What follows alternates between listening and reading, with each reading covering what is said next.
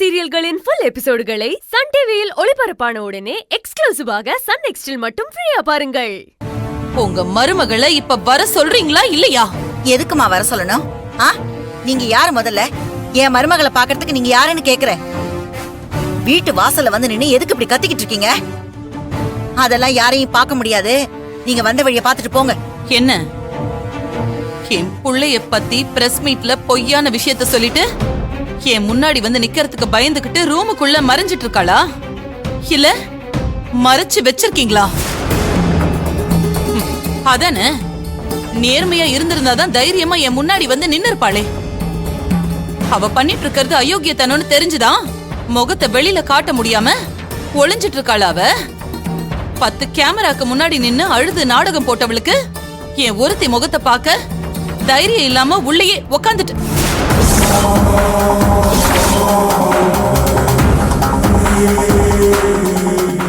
ஏய், உனக்கு எவ்வளவு தைரியம் இருந்திருந்தா பிரஸ் மீட்ல என் புள்ளைய பத்தி நீ தரகுறவா பேசியிருப்ப.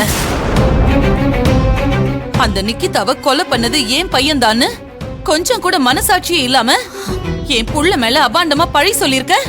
அத்தனை பேர்கிட்ட அவனை பத்தி சொல்லி அவமானப்படுத்திருக்க.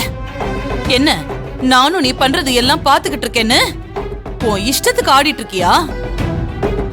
ஏற்கனவே நீ என் புள்ளைய கோவில்ல வச்சு அவமானப்படுத்திருக்க. உன்னை அதுக்கே சும்மா விட்டுருக்க கூடாது.